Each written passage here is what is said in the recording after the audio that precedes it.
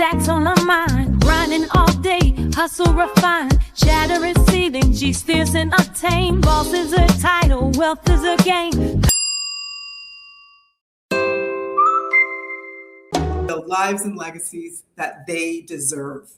So if you've been riding with us for a while, now Radhika, you're probably new to this, but you'll learn quickly. I love connecting music with the topic that we're going to discuss today. So hiring and community, how are you liking the vibe for today? If you're loving this music, feel free to DM us, because it's truly been a while since we've heard from this diva. It is Tiamo, and the artist is the billionaire diva Rihanna. Now, this song resonated because it talked about a woman going through something and really a friend comforting her. It's powerful, and I think as hiring women, leading often and helping teams, helping communities, helping loved ones, it's so important that you have support and you have people who can comfort you, especially when life gets challenging. And one of the most stressful times in our lives, according to the stats, is going through a separation. Now, this is my next question for us listening. Community, have you experienced a separation? Again, we'd love to hear from you. Feel free to tell us your experience. What I know from talking to clients going through a separation is that it's hard. You need a lot of support. You need emotional support, you need legal support, you need financial advice. And where do you start? And how do you start? Because if you're someone like me who's used to leading instead of asking for support, sometimes we don't always know how to get the support or even ask for the support that we need. So why don't we just start with the elephant in the room? Let's start with something uncomfortable. Because if you are separating, if your relationship is falling apart, what do you actually do next? How do you even navigate a separation and come out on the other side? Getting what you want, getting what you need, and also getting what you deserve. So today we're going to talk about divorce. We're going to talk about conflict. We're going to talk about power, but hopefully not in ways you've heard before. We're going to talk about the parts that often nobody will want to admit. Because sometimes the same traits that made you successful as a hiring woman, your control, your precision, your ability to dominate the outcomes, right, might be the exact things that are keeping you stuck in cycles that you can't seem to break. So today, I'm joined by the incomparable Radhika Lakani. And she's a family lawyer and mediator with 2 decades inside high conflict situations. And she's still here. I'm shocked. And at some point, she saw something that most people refuse to see. And that's that the legal system resolves the structure, but it doesn't resolve you. So let's get into it, Radhika. I am so excited to have you here. You've been in the room for years, watching people at their most triggered, often, most defensive, most strategic. And I doubt it took long to realize that this just isn't about the law, right? But I'd love to know, since you were actually in the field, what were you actually witnessing beneath the surface? Thank you for having me, first of all. We're human beings with emotions and minds and trauma and pasts and conditioning and I think souls, spirits, like our own personality flavor, if you will, at the very least. And, it's an interesting concept because I remember studying mediation, and in the early days of my learning about negotiation, it's a famous text by Fisher and Urey. And one of the chapters, and they teach it at Harvard, like if you do the Harvard mediation program or the Harvard negotiation program or all the top schools, this is the quintessential text you're studying from. And one of the chapters is called Separate the People from the Problem, which means they're trying to say, okay, forget the people for a moment. Let's just focus on the problem.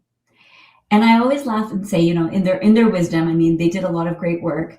They were clearly not divorce lawyers. I should probably look exactly. It's like seeing people when I feel like in psychology they call it the id. So you go right to your core child behavior, right? Like all of the fears, all of the greed, like all of your toxic traits as a child. Yeah, feel like absolutely. come out in a divorce. And I'm sure you saw very intelligent people kind of repeating the same patterns over and over again, especially in a court system that kind of sets up this win or lose proposition that I feel doesn't work well when it comes to family. So tell me about that. Yeah, a lot of people would agree with you. I mean, I think most of us family lawyers are coming around to that, and there's different mechanisms that have been created, like mediation and arbitration. Well, arbitration is kind of like a private judge, and collaborative law. So if anyone's listening to this and you haven't heard about collaborative law and you are getting divorced or thinking about it, you really should be looking it up. But it's a whole process where they've agreed not to go to court. So all of that's great, and I think that evolution is great. And where I come in, and I guess my personal take on this is you can't separate the people from the problem. So you still have to support the person in conflict, not just have amazing structures, because even the collaborative process, which I think is the Cadillac of all divorce processes, and there's special trainings that lawyers do all around the world to be a collaborative lawyer, myself included, you still have, it's still a structure. It's still just a process for the parties. But I remember thinking, like, when people would go into a boardroom meeting and they would say to their client, like, just, okay, be on your best behavior now, right? Like, I would always feel so bad for the clients because it's like, that is them being on their best behavior. You know what I mean? Like, no one wants to be on their worst behavior, but we need tools. We need tools, and we need, I think, a huge level of self-awareness when we're navigating conflict. Otherwise, it just derails even further. Well, I'm sure you're probably stepping back and thinking, are we solving the right problems here if we're dealing with, inadequate structures, but albeit they've gotten better, and then we're dealing with people who may not have the awareness? What are we missing? What should people be thinking about? How do they show up as their selves that are a bit more aware? Yeah, great question. So interestingly, I now work in the with lawyers. I have courses for lawyers, and I have courses for parents. That's awesome. Because all of us bring our stuff to the process, and it's really, really interesting. Like, by the end of it, and I'm not just, I used to be able to guess, like, lawyers' childhood trauma. Like, I would, because and there's science on it, there's psychology on it. We are a match for people who have similar patterns, right? Neurons, or however you want to look at it. I'm not a scientist, but so like attracts like, right? So if your dad cheated on your mom and you haven't resolved that, and then you get a client who has the same scenario, there's a part of you that's going, let's get them, right? Like, let's get them. You're not wrong on that, I'm sure. Like, I've had to tell a lot of lawyers, we are not getting divorced. You need to, like, woosah a little bit so we can think clearly. But I think it's normal and natural. And so there's nothing, we're human. But the thing is, if we want to do it better, becoming a bit more aware of our own biases, our own trauma is so important. And when I work with the parties that are actually getting divorced, like in my coaching work, I'm always trying to get them to start thinking about what's underneath the triggers, what's underneath, and also getting just conscious about where did they actually want to end up, right? So what my business is called Consciousness with Rad, but it's because consciousness, to be more conscious, to be more aware, involves everything. Being more conscious about your thoughts, your feelings, your beliefs, your alignment. Do you know where you're trying to go, right? If you say to me, you want to have a peaceful divorce and you want peace for your children, which is usually every parent, but you use fire tactics along the way, right? Or you blind is what I'm hearing. hire a Barracuda. A lot of clients friends would refer a file to me. They'd say, hey, my cousin's looking for a Barracuda. Are you a Barracuda? Because if you're not, that's okay. They want someone really aggressive. And I would always say to them, well, what's the end result? Because if the end result is you want to piss all your money away at a trial and pay the lawyers $200,000, hire a Barracuda. But if you want peace and you want ease and you want your kids to go as unscathed as possible, then you need a dolphin. You don't want a Barracuda, right? That win or lose dynamic might not necessarily be the right thing for your family. It can't be. I hear so many gems that you just shared, Radhika.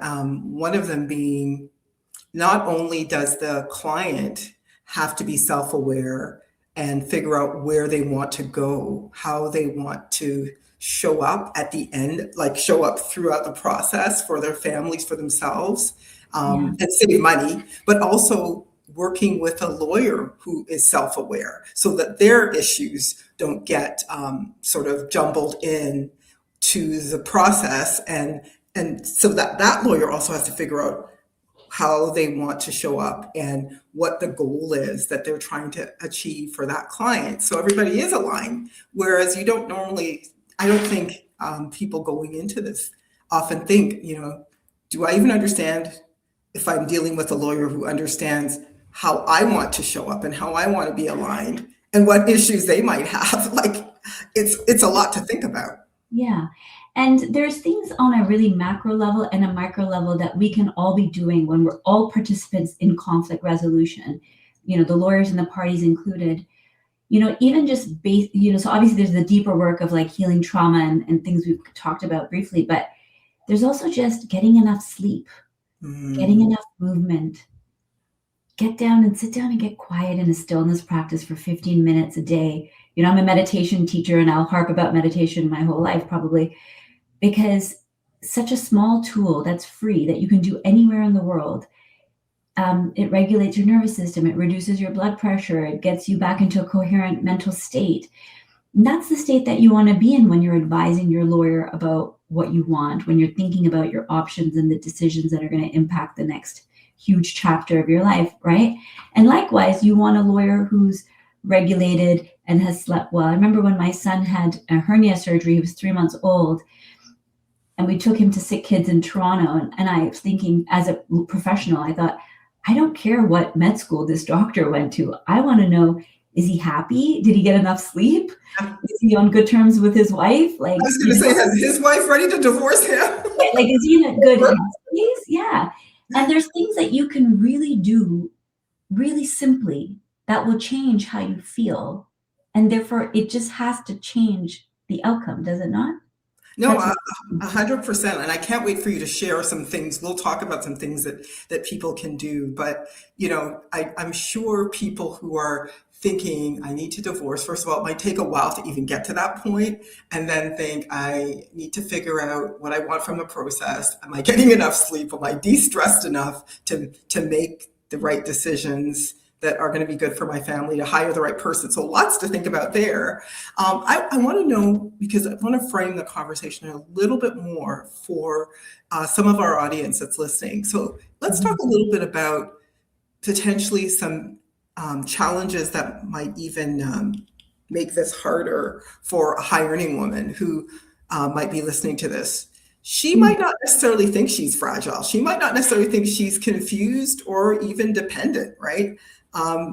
Because she's been so good at building a life that's worked for herself. So it takes a lot of self-awareness, right? So when conflict shows up for someone who feels very in control of her life, when she's especially in an intimate relationship, she might overfunction. You might have seen this movie, right? Or she might shut down.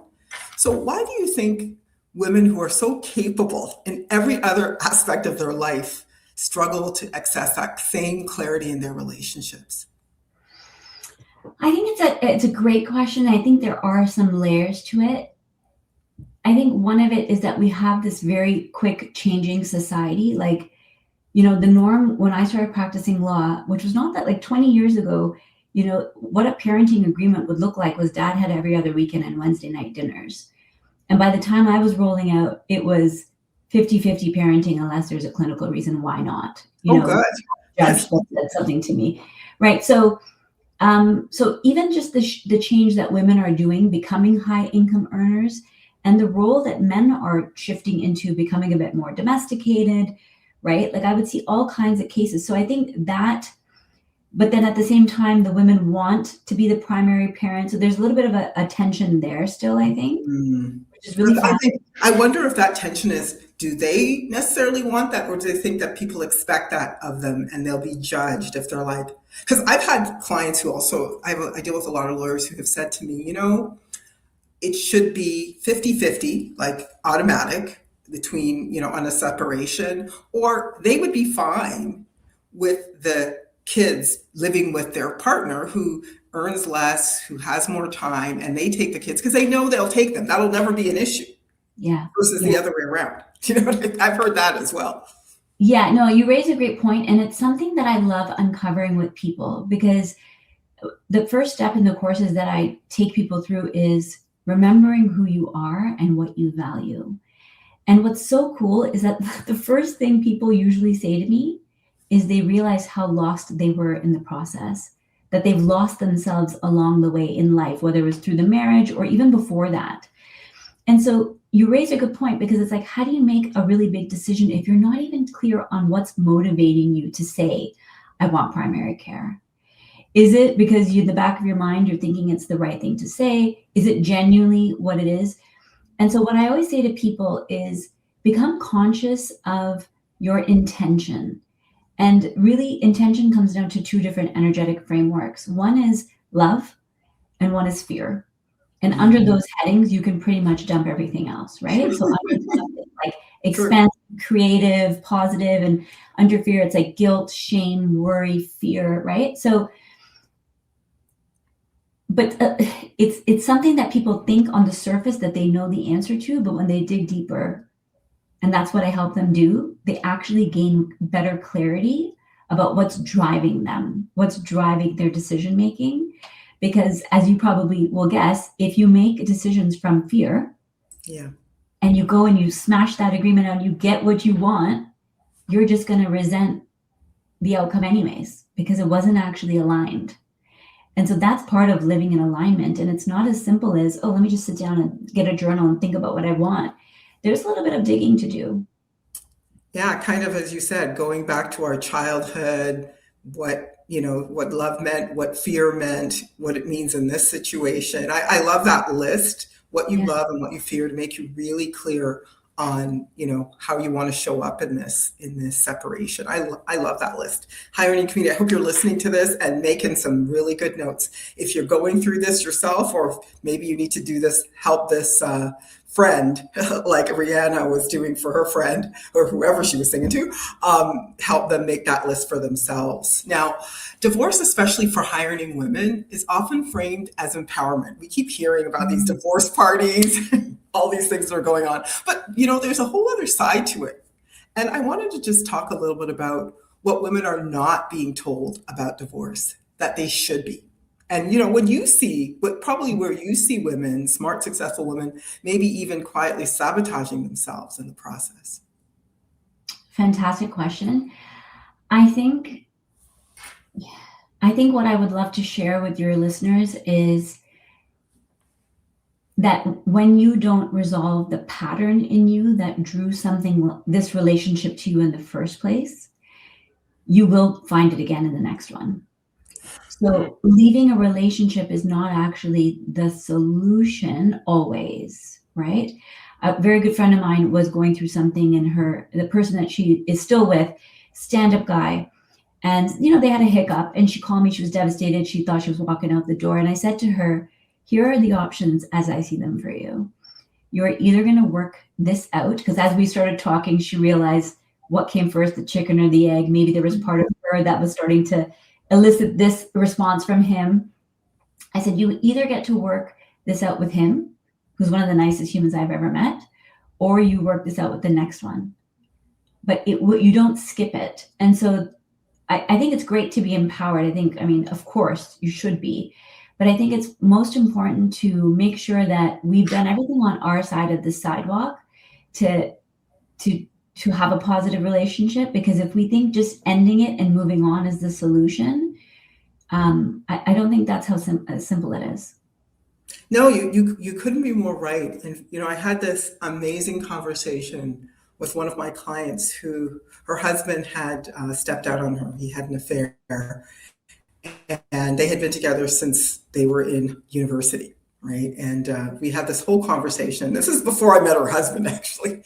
And she talked about this exact thing, because I'm like, so tell me, why did you stay? Why didn't you leave? And she said, because I was either going to work this out on my own or work this out with him.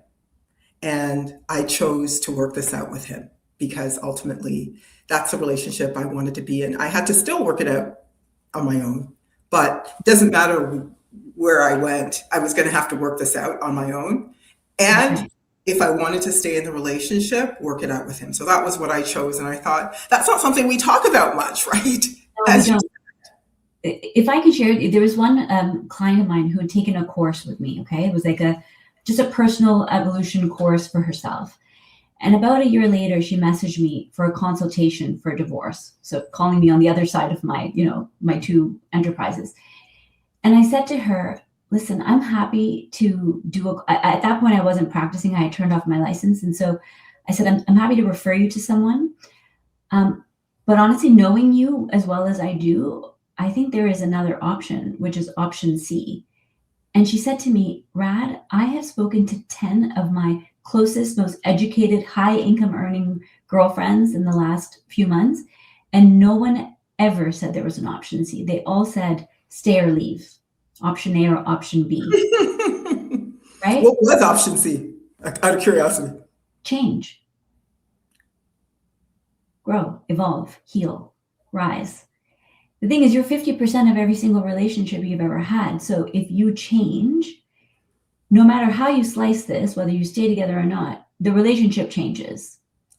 So the question is, if you did do all the work on yourself, and I mean, it's not overnight and it's an ongoing process, but if you really double down because it matters, wouldn't it be worth seeing what happens in the relationship? I mean, it's a whole game of chess. So you're reacting every single moment to what somebody says, how you said it, and everything that's said to us is seen through our own lens. It's seen through a lens. When you change your windshield, when you clear your windshield, the same thing could be said to you tomorrow, and you could have a wildly different response to it. And so you set off things in a positive trajectory when you change. And that client, not only did she inspire me to create a course called Option C, but yeah. And I called it Option C, Coming Home to Love, because I think it's much more about ourselves. But she's also so happily married. And I'm so happy to say she's one of my first miracle stories after I left divorce law and fully dove into the coaching. I saw her at an event and her husband was about 15 feet away. So I tried to be discreet and I was like, how's it going? And her eyes, her face, I can still see, just lit up. And she goes, oh, like better than ever. Yeah, because, as you said, every action has a reaction. So I love this whole option C idea.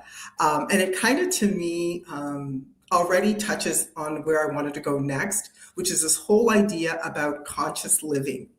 Let's just remove the fluff from some of the things that people might associate with that idea. Because I think when someone's triggered, when they feel disrespected, dismissed, or out of control, they're not thinking about consciousness at all. They're just reacting in real time, right? So what does it actually look like to be conscious in the exact moment when you don't want to be? Because we're talking about these option C positive stories, but sometimes it's hard to not go back to your childhood and your childhood triggers and the trauma, right? Yeah. What does it cost someone to not do that work? Well, what does it not cost someone to do that work is to not create the life that you want. Because you're just reacting. You have no control. You have no actual controller. Control's even maybe, because I know we use control the wrong way sometimes, but you have no input in life, really, if you're just reacting all the time. So, there's the victim consciousness where everything's happening to me and how could this happen to me, which, listen, we've all been there. It's to varying degrees. And I have so much compassion for that. But when it really starts to get fun, the upshot of becoming conscious is creating the life that you actually want. And this show is all about that. So it's, I guess, for someone who's in that moment, sometimes should they just stop before they say that thing or do that thing that they might regret? Are you recommending that they just stop? Great question. It's hard, right? Yeah, it's hard. So I always say it's two layers. Yeah, totally. I would always suggest 2 layers. So one, if we could all get into a practice that settled us a bit more every day. I mean, we're so good at doing our hair. I think we brush our teeth pretty regularly. And I hope so. now that COVID's really kind of over fully, we shower more regularly. We do all these upkeep things, but what we're talking about is settling our nervous system, our hearts, our minds, right? So on a regular basis, if you just did 10 minutes of a meditation practice or a stillness practice like that, or breath work or any of those things, you would automatically off the bat get less triggered. And the science is there. And, you know, my favorite thing is just try it. 7 days straight, just try it and see what happens, because I'm almost willing to guarantee you will start to feel different. Like, I've taught hundreds of people how to meditate, and everyone except one who took a few months would say to me in a week they were feeling different. And the one just had challenges with visualization. So once we got around that, she was sailing, and she's now doing mindfulness work. So it's like she came around too. So there's the proactive work, but then there's the, like you're talking about, the reactive in the moment stuff, which obviously as a divorce lawyer is a real live thing for me with my clients every day. And in those moments, there are things that you can do, micro little things. And the first step is always awareness, right? And sometimes you get awareness after you've already snapped at somebody, and that's okay. That's being human, right? And so having some compassion for yourself, not being hard on yourself, you know, is often our biggest challenge. Mm. And then settling into, okay, if I could do that again, how would I do it different, right? And if you are going into a challenging meeting or about to send a challenging text message, or you could do a little micro 60-second 5 breaths in and out, and you would literally on the spot reset your nervous system. So there's things you can do right before, in the morning, but I think it's also equally important to give ourselves some grace. I really appreciate you saying that, because I find sometimes when you're an achiever, you're usually not just toughest on your opponent, but toughest on yourself. So I really appreciate you saying that, Radhika. The other thing I wanted to say is, let's talk about some tools, some other tools. You know, again, working with people who perform at a high level, they need a lot of precision because they want to do it right, which is probably doesn't exist, right? But if someone came to you and they're high functioning and they're stuck in this reactivity, you mentioned definitely meditation. What are some other 3 non-negotiable shifts you would also guide them? I think it's really mind, body, soul, right? And heart. So meditation, in my opinion, covers so many different bits. And I have lots on my website if people are interested in deep diving. I have free meditations for them to try. I would say the second thing would be gratitude. Like really starting to practice gratitude on a regular basis. I know we hear a lot about it more and more, which is, I think, a great thing. And gratitude is not something that we use the mind for. It's not a cerebral activity, which a lot of high functioning people, we live in our minds, right? I get it. As a lawyer. Myself included, I get it. Right? Yeah, like in our heads, but gratitude is a feeling. So I would say that's probably a really big one that I use even for myself to this day. Like, the minute I start spiraling and, you know, like this is not done and that's not done, I'm like, wait a second, because there's always more going well. And the minute it allows you to shift your mind, but it also allows you to shift your heart and your energy, which is very, very huge. I would also say the thing that came to me to say is space, creating more space between things. And I know the busy people are just, you know, they want to roll I coach a lot of high functioning executives, entrepreneurs, CEOs, lawyers, and they're just running haggard the entire day, right? So having space between things, even if it's 5 minutes, and I think especially in the culture that we have, like the minute we have 2 minutes in a lineup, we're on our cell phone. Yeah, you're right. You're right. On social, texting, feeling like they've checked your email, 100%. Right? You're checking like 9 different inboxes. So even if you're getting a habit of creating space in that way, like, what if you just went for a walk outside for 5 minutes between appointments and things like that? And I would also say this is actually a really big topic. My third one I would say is getting help, like not trying to do this on your own. I actually just said to my spouse the other day, I was like, I think it's time we get a part-time housekeeper again, we had nannies when the kids were growing up, and they used to really help with domestic work and the kids. And I always remarked, I think we were the happiest parents on the block. Like we were always outside with the kids with their bikes because we had so much help. And did we pay a lot of money for it? Yes. And I would give up so much to have that because it's quality of time. And I'm always blown away at how high functioning women who run their household and run their businesses don't have enough support. So I would say, go get help. You know what? I'm so thrilled. I hope, because I did a show, a podcast episode on giving yourself permission, and I'm guilty of it too, high earning community. Like I was cleaning the toilet, and one day I was like, I just turned 55. I could clean the toilet, but I don't want to. You know what I'm saying? I'm like, Sure. I think I'd love to go see my friends, maybe do a brunch or something. And as you said, I don't think enough people appreciate how much more happiness you derive from trading your time versus trading your time and getting things. So if you trade your time to have more time, like so you use more time versus using money for things, how much more happiness it gives you. The data is out there. The studies are out there. So if you don't believe me, high earning community, do the research. It's out there. I know you will. Oh yeah, absolutely. And I think we are in that era. We're the first generation, really, if you think about it, who are doing the careers and the professions and going to space. But we don't live in villages anymore. We don't live in extended families anymore.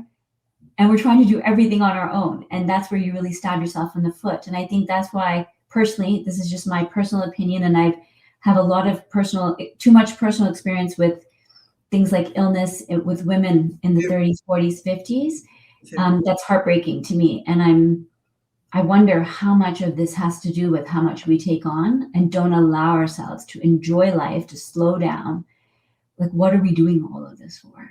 Really? Yeah, it kind of goes back to that sense of shoulds and feeling judged. Because I was like, I'm single. Though I'm not single. I mean, I'm in a relationship. I have a partner, but I don't have children.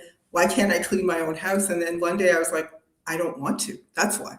It just falls down to that. And I really don't care what anyone thinks. But it took me a while to get there, to give myself permission to not care. So how many of us out there are, trying to be the superhero, the super shiro, and haven't realized that might not be serving us. It might be taxing our health, our ability to focus and have clarity on the things that we really care about.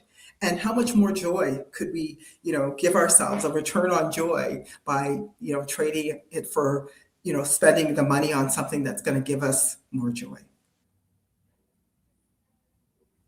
I really appreciate this conversation, Radhika, because really what you're doing is not traditional law. It's so much more nuanced, so much more layered. And you're working with people not just on outcomes, but how they can show up inside those outcomes. So who do you work best with now? And what has to be true about that person for them to actually benefit from this kind of work?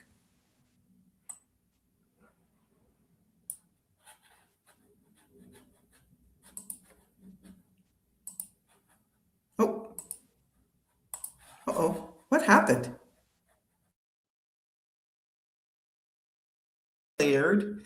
And the great thing about what you're doing is you're not just working with people on outcomes, but actually how they show up inside those outcomes. So who do you work best with now? And what has to be true about someone for them to actually benefit from the kind of work that you do? So like I said, the main people that I work with are kind of three categories. So people who are getting divorced, who want to do it in a better way, that's more child focused, more aligned with where they want to go. Lawyers who are looking to have practices that bring them fulfillment and alignment, and where they can do phenomenal work and not feel burnt out. And then entrepreneurs in a similar vein as the lawyers, frankly. I think what needs to be true is that they're willing to do the work. They're willing to take their power back. And that's the beauty of being empowered, is knowing that you have a huge impact in your life, that you have so much power over the outcome of your life, right? So instead of blaming your ex-husband about why you're in this shitstorm. Just taking your eyes off of everything outside of you and being willing and desiring to focus more on yourself right now, right? On your mindset, on your emotional well-being, on your energy, on what feels aligned for you, focusing on where you're at and where you want to go. A lot of clients tell me they want to feel less reactive, more present, right? So these are all elements of being a more, I think, evolved, conscious human being. Yeah, it sounds like it's a lot more about slowing down, not blaming yourself or other people, and focusing on the things that you can control. So great to have that perspective, and hopefully for those of you confidant, high earning community that are going through a divorce, how do you want to show up for yourself and for your family? Really think through if going through what must be called a conscious divorce is something that you're after. Now, before we finish, I wanted to do a fire round with you. So are you ready? Yeah. Just quick answers, no overthinking. All right, we'll get started. So number 1, being right or being at peace? Peace. All right. Control, strength or fear? Fear. Okay. What's more dangerous, high conflict or emotional avoidance? Emotional avoidance. Okay. All right. The next one would be, what's a subtle way? Hang on one moment. My apologies. What's a subtle way? Okay, it's resumed. It just showed that it was paused. Do you want to say that one more time? What's a subtle way that women give away power in relationships? They forget about themselves. Seen that movie. All right. One thing high achieving women pretend doesn't affect them, but does.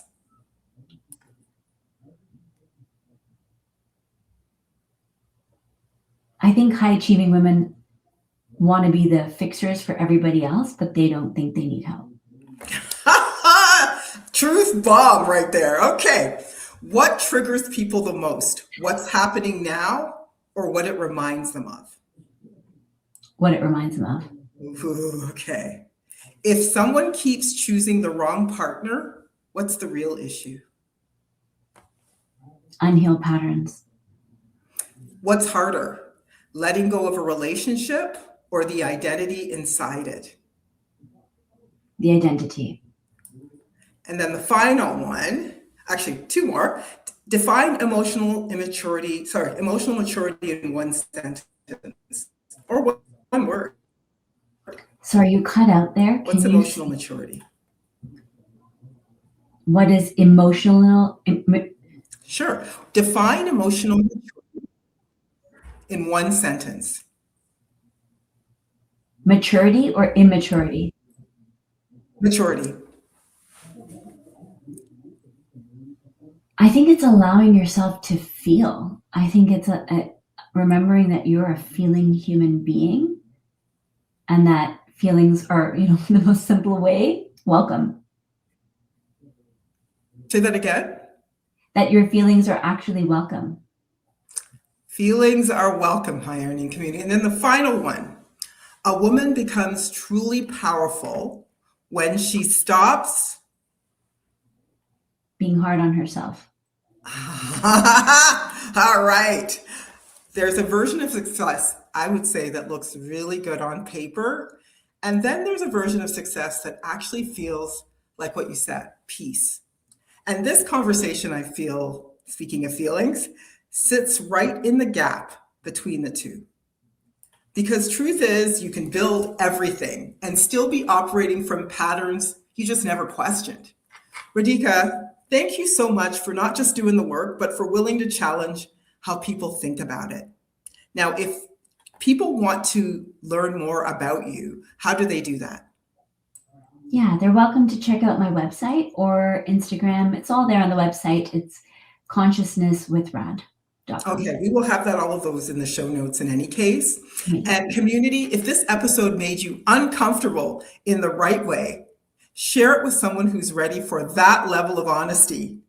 And if it didn't, you might want to listen to it again. And if you want, you can also sharpen this further. So I really would love for you to, give us some feedback, give us some insight on what you thought of this episode.